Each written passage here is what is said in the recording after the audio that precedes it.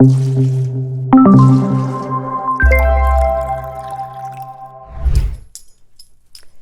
hello, hello, Transurfer and the Transurfing Curious. My name is Renee Garcia, guys, and this is TransurfingTV.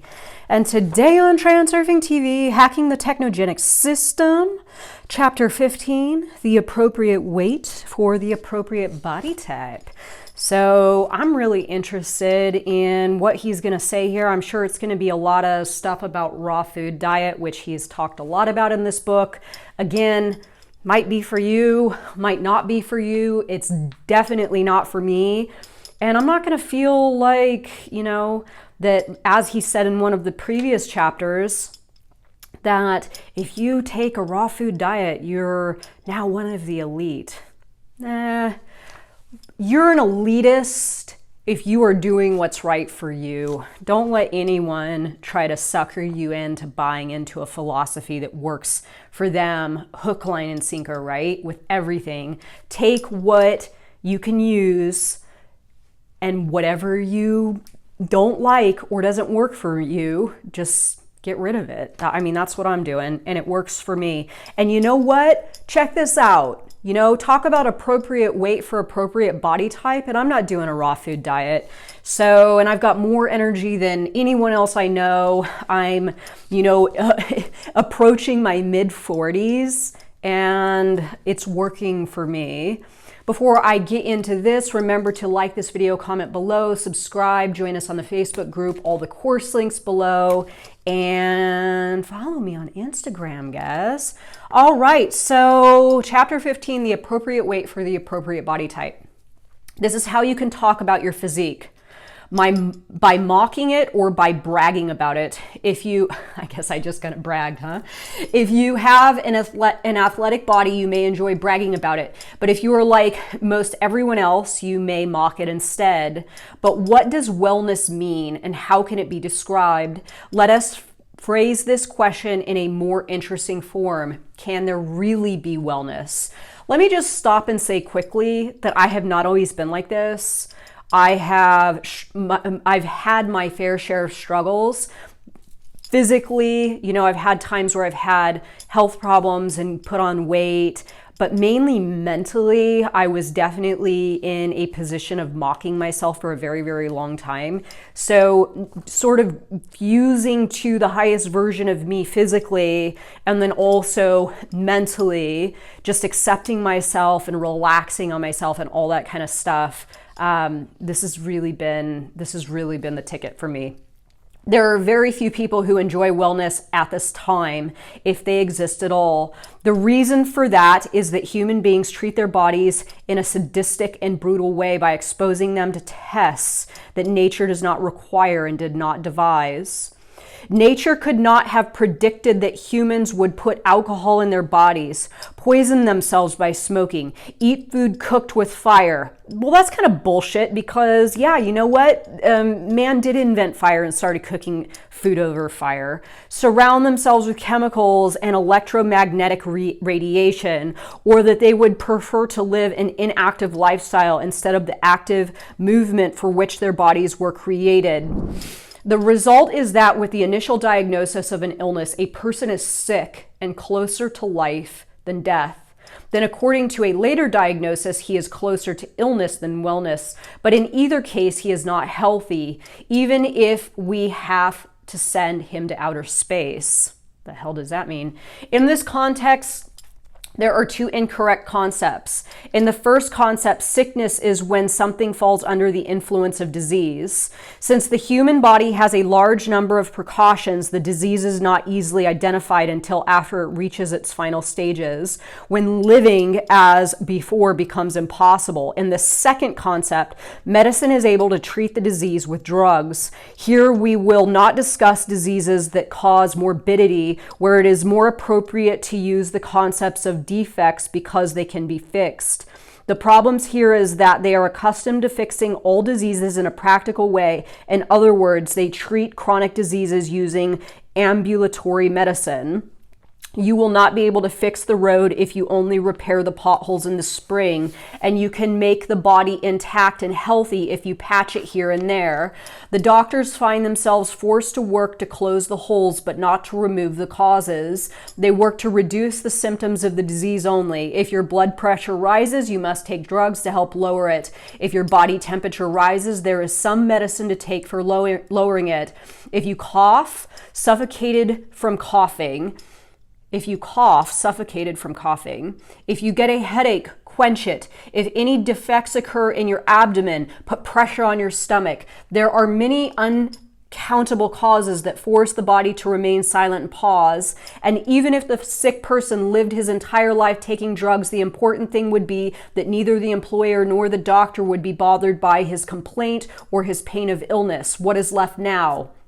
How can a human being, a son of nature, who has violated all the laws of nature, be treated? If you want a doctor who has a sound mind, ask yourself this: is it possible for you to treat the disease with pills, lotions, and patches? Never. This is impossible. We may be able to put the disease in a corner for some time, but treating it and curing it completely is impossible. To continue treatment permanently is something that is possible. However, this is like patching the road.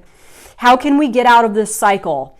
Academia A.B. Pavlov used to say the following phrase: the body is like a system that automatically regenerates and regulates its functioning. It is able to heal itself by itself, but this requires the availability of the necessary conditions, namely the natural conditions that allow it to perform its functions in the standard and natural way as established by nature.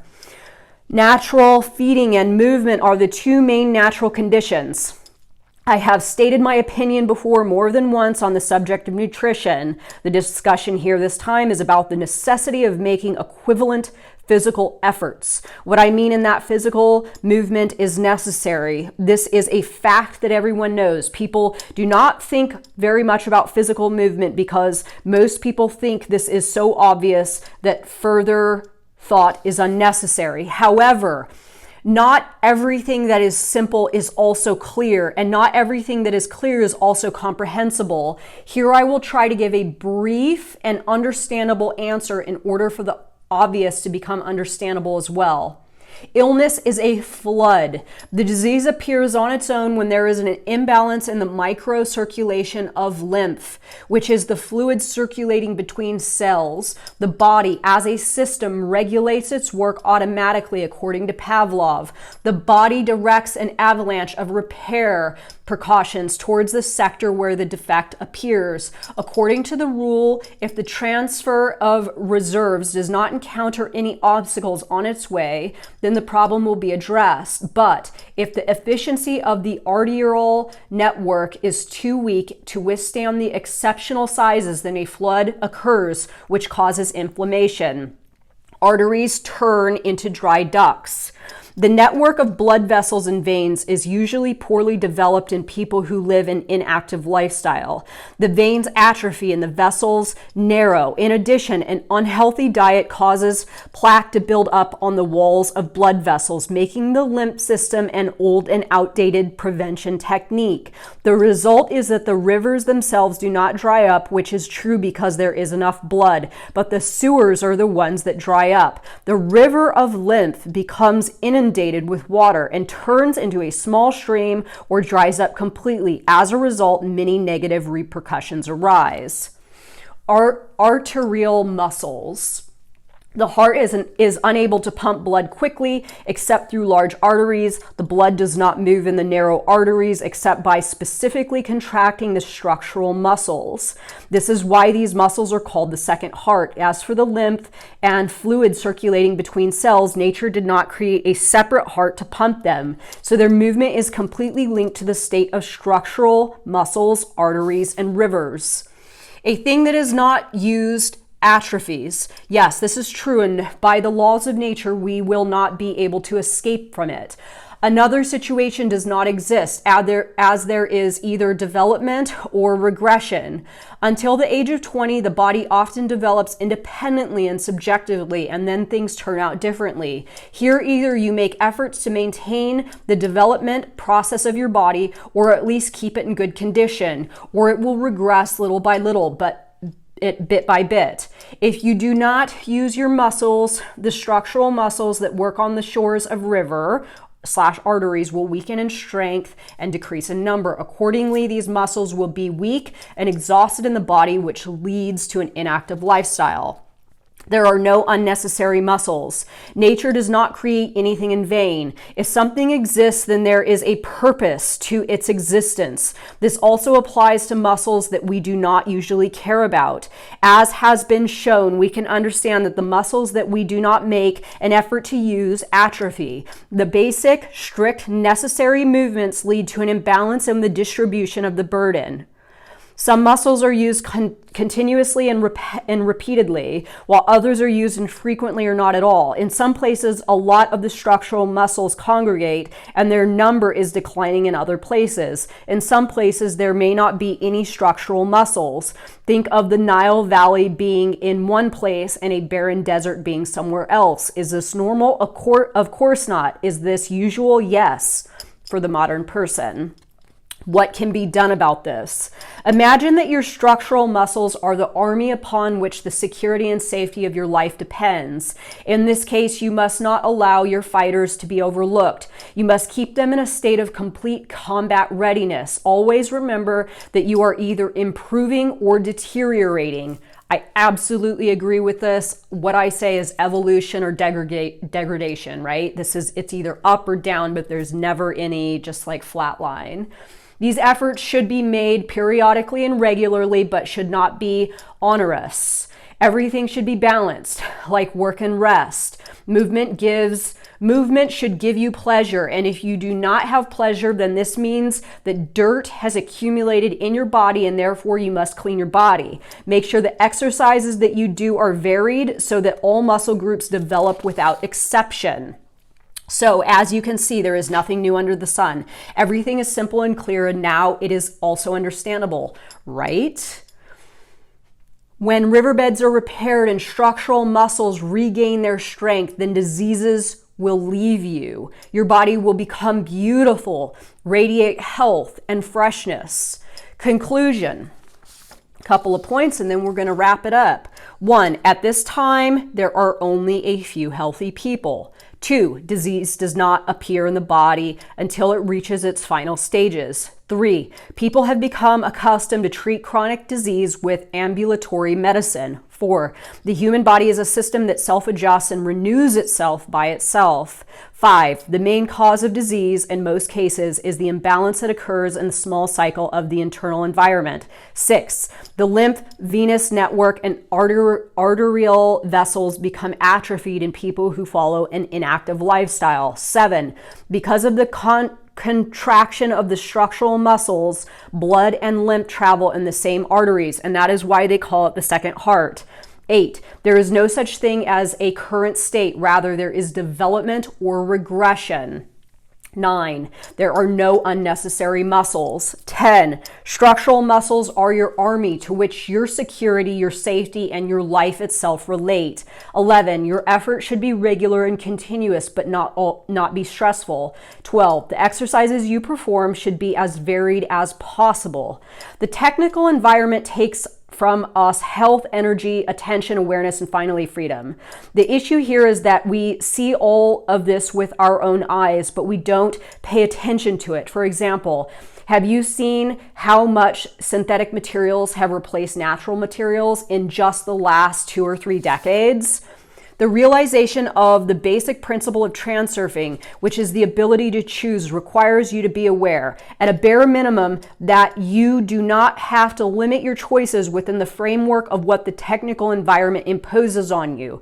You should at least know and have the intention to get the natural food and clothing that the heart and body love, and to be confident that they are definitely in the alternative space. There is a miracle in our world that we almost forgot. Blue linen. Look for it in the technical environment and take it as a treasure, because clothes that are made of this linen are something vital to the body. So see what miracle there is in this world. And then he gives a website, www.otrada.by. No idea. So thanks everyone, Mohil, Bashir, Teodora, Tirza, and Abdukafor and his team. I hope you guys enjoyed this one. Comments below, all that jazz. And thank you so much for watching, everybody. Bye.